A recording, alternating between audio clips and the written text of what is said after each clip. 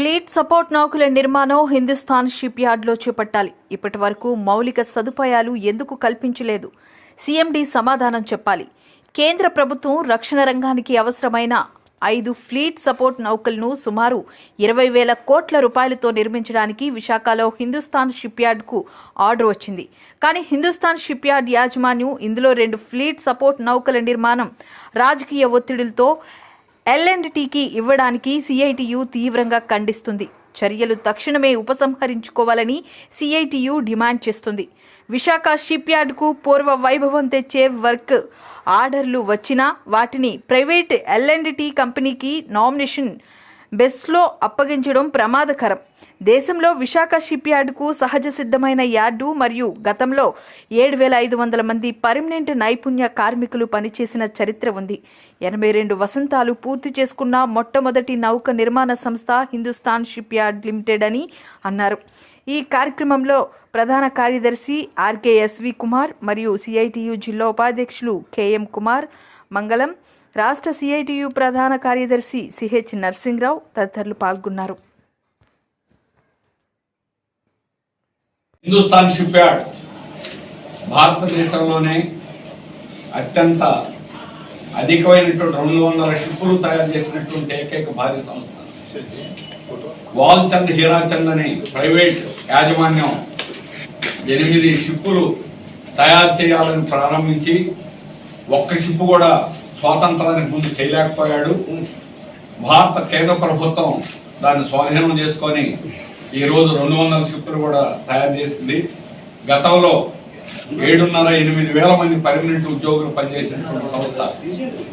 కానీ సరళీకరణ విధానాల ప్రభావంతో గత 30 ఏళ్ల నుంచి సరిగ్గా వర్క్ ఆర్డర్లు అనేటువంటిది రాకుండా దేశం యొక్క రక్షణ రంగం యొక్క ఆర్డర్లు కూడా ప్రైవేట్ వాళ్ళకి అప్పగించడం జరిగింది.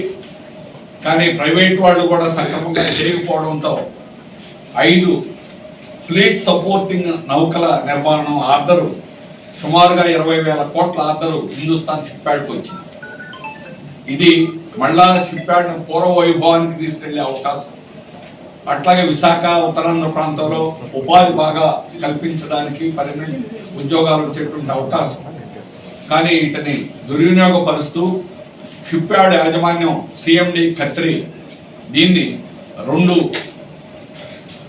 ఫ్లీట్ సపోర్ట్ నౌకల యొక్క ఆర్డర్ని ఎల్ఎండ్టీ కంపెనీకి నామినేటెడ్ బేసిస్గా ఇచ్చారు.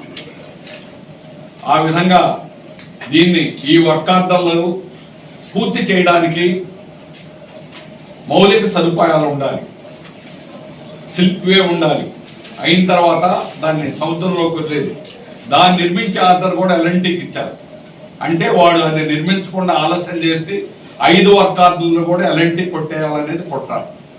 అందుకని ఈ సిఎండి మీద దర్యాప్తు చేయాలి, సిబిఐ ఎంక్వైరీ చేయాలి.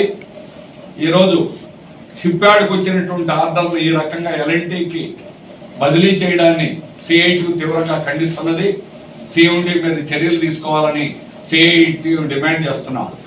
అలాగే 5 ఆర్డర్లు కూడా ఫ్లీట్ సపోర్టింగ్ నౌకల ఆర్డర్ మొత్తం కూడా హిందుస్థాన్ షిప్ యార్డ్లోనే చేయాలి. దీనికి మౌలిక సదుపాయాలు కలిగించేదానికి ఇచ్చినటువంటి ఎల్ఎండ్టీ ఆర్డర్ను రద్దు చేసి వేరే వాళ్ళ ద్వారా దీన్ని చేయించి వేగంగా మౌలిక సదుపాయాలు కల్పించాలి. అప్పుడు ఈ షిప్ ఆర్డర్లు అనేటువంటి చేయడానికి అవకాశం కలుగుతుంది. ఆ విధంగా జరిగితేనే షిప్ యార్డ్కి ఇచ్చినటువంటి 20,000 కోట్ల ఆర్డరు నిలబెట్టుకోవడం అవుతుంది. లేకపోతే పేరుకి ఆర్డర్లు ఇవ్వడం 7 ఏళ్ల నుంచి నాటకం ఆడుతున్నారు కేంద్ర ప్రభుత్వం. ఇప్పటికి ఆర్డర్లు ఇచ్చారు. 7 ఏళ్ల నుంచి మీరు పత్రికల్లో రాస్తూనే ఉన్నారు, వచ్చేసింది షిప్ యార్డ్కి అన్ని ఆర్డర్లు అవి ఏవి రాలా. ఇప్పుడు వచ్చిన దాన్ని ఎల్ఎండ్టీకి అప్పగించేటువంటి పద్ధతిలో ఈరోజు మేనేజ్మెంట్ 2 ఆల్రెడీ నామినేటెడ్ బేసిస్లో ఇచ్చేసింది. ఈ విధంగా ఇవ్వడాన్ని అవి మొత్తం రద్దు చేయాలి. మొత్తం అన్ని వర్క్ ఆర్డర్లు కూడా షిప్ యార్డ్లో నిర్మించాలి. దానికి మౌలిక సదుపాయాలు కల్పించాలి. దీంట్లో జరిగేటువంటి వెనక నుంచి రాజకీయ ఒత్తిళ్లు, బీజేపీ ప్రభుత్వం ఎటువంటి ఒత్తిళ్లతో దీన్ని ఎల్ఎండ్టీకి అప్పచెప్పాలని ప్రయత్నిస్తున్నారో ఆ రాజకీయ ఒత్తిళ్లన్నింటినీ కూడా విరమించుకోవాలి. అలాగే దీంట్లో రిక్రూట్మెంట్ జరుగుతూ ఉంది. ఆ రిక్రూట్మెంట్ జరిగేటువంటి దానిలో ఇక్కడ ఉన్నటువంటి అధికారులకి 5 రెట్లు అదనంగా రిటైర్డ్ నేవీ అధికారులకు అనుభవం లేనటువంటి వాళ్ళకి, అర్హత లేని వాళ్ళకి తీసుకోవడం జరిగింది. దాన్ని కాక్ తప్పుపట్టింది.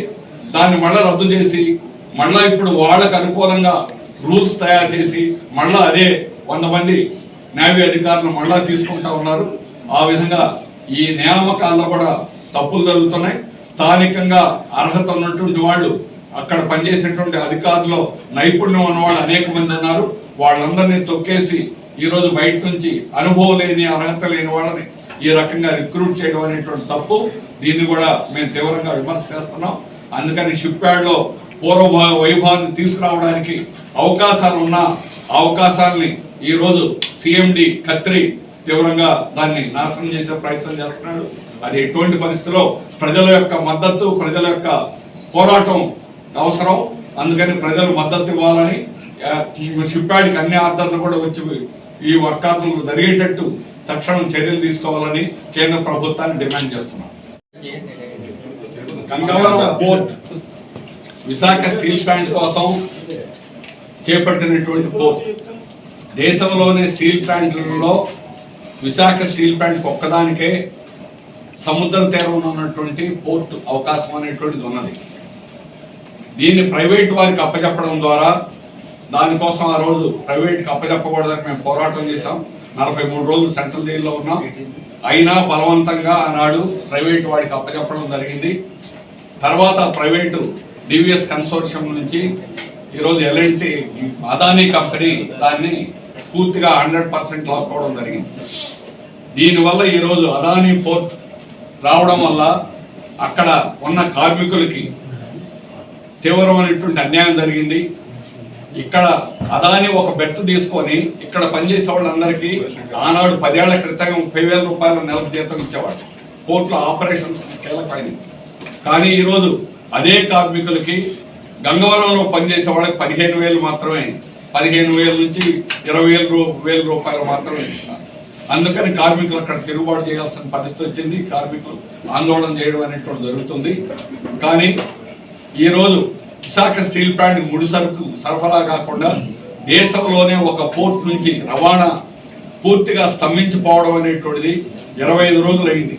గత నెల 10వ తేదీ నుంచి జరిగింది. ఆ విధంగా ఈరోజు ఒక అదానీ పోర్ట్ యాజమాన్యం యొక్క నిర్లక్ష్యం వల్ల, అలాగే వాళ్ళ కుట్ర వల్ల మోడీ, అదానీ ఇద్దరూ కలిసి విశాఖ స్టీల్ ప్లాంట్ నాశనం చేయాలనేటువంటి కుట్ర జరుగుతుంది. అందుకని కోకోవైన్ అత్యంత కీలకమైనటువంటి డిపార్ట్మెంట్కి ఆ బ్యాటరీస్ అన్ని కూడా దెబ్బతినేటువంటి విధంగా ఈరోజు కోకింగ్ కోల్ అక్కడికి సరఫరా కాకుండా నిలిపేయడం జరిగింది. హైకోర్టు 3వ తేదీన ఉత్తర్వులు ఇచ్చింది. కార్మికులతో చర్చలు జరిపి కార్మికుల యొక్క సమస్యల పరిష్కారం చేయండి. రెండో వైపున స్టీల్ ప్లాంట్కి ముడి సరుకు వెంటనే సరఫరా చేయండి. ఈ 2 ఉత్తర్వుల్ని కూడా ఈ రోజుకి రాష్ట్ర ప్రభుత్వం కానీ దానికి చర్యలు తీసుకోవడం కానీ, అట్లాగే అదానీ యాజమాన్యం దాన్ని నడపడంలో పూర్తిగా వైఫల్యమైనటువంటి చెందింది. ఆపరేటర్లు ఈరోజు మేము డ్యూటీకి హాజరవుతామని చెప్పేసి అన్నా కూడా 3వ తేదీ నుంచి ఈ రోజు వరకు కూడా పనులు ప్రారంభించకుండా నిర్లక్ష్యం చేసి 10 రోజులు పైగా హైకోర్టు ఆర్డర్ని కూడా ఉల్లంఘించడం జరిగింది. దాని మీద ఈరోజు కంటెంప్ట్ ఆఫ్ ది కోర్టు మళ్ళా ఆ పిటిషన్ కూడా అక్కడ వేయడం అనేటువంటి జరిగింది. ఆ రకంగా అదానీ యాజమాన్యం, మోడీ ఈరోజు విశాఖ స్టీల్ ప్లాంట్ని దెబ్బతీయడానికి ఈ రకమైనటువంటి ప్రయత్నం జరుగుతుంది. విశాఖ స్టీల్ ప్లాంటే కానీ బ్యాటరీస్ కానీ దెబ్బతింటే దానివల్ల ఫలితాలు అనేటువంటి 5,000 కోట్లు ఖర్చు పెట్టినా కూడా అది రిపేర్ అవ్వదు. రిపేర్ అవ్వడానికి 3 నెలల నుంచి 6 నెలలు అవుతుంది. ఒక బ్యాటరీ మధ్యలో దెబ్బతింటే అటు 5 బ్యాటరీలు ఇటు కూడా వాటిని ఆపాల్సినటువంటి పరిస్థితి అనేటువంటిది ఉంటుంది. హీట్స్ 400 హీట్లు ప్రతిరోజు ఉత్పత్తి కావాల్సినటువంటిది గత వారం రోజులు కూడా 100 హీట్లు కూడా తయారు కాలేదు. ఈరోజు మళ్ళా 140 హీట్లకి పెంచడం అనేటువంటి జరుగుతుంది. ఆ రకంగా కోకోవైన్ బ్యాటరీస్ని దెబ్బతీయడానికి స్టీల్ ప్లాంట్ కీలకమైనటువంటి గుండెకాయ అయినటువంటి హార్ట్ లైన్ అయినటువంటి ఈరోజు కోకోవైన్ దెబ్బతీసేటువంటి ప్రయత్నం అనేటువంటి దుర్మార్గం. అందుకని స్టీల్ ప్లాంట్ నాశనం చేయాలనేటువంటి కుట్రతో కేంద్ర ప్రభుత్వం వ్యవహరిస్తుంది. ఇదే కానీ జరిగితే విశాఖ ఎడారయ్యేటువంటి పరిస్థితి, ఇండస్ట్రియల్ పారిశ్రామిక ప్రాంతం అంతా కూడా తీవ్రంగా దెబ్బతినేటువంటి ప్రమాదమైనటువంటిది ఉంది. ఇప్పటికైనా హైకోర్టు ఉత్తర్వులను వెంటనే అమలు చేయాలని, అట్లాగే కార్మికుల సమస్యలను తక్షణం పరిష్కారం చేయాలి. కార్మికులతో పాటు అక్కడ ముడి సరుకుని స్టీల్ ప్లాంట్ సరఫరా చేయాలని CIT తరఫున డిమాండ్ చేస్తున్నారు.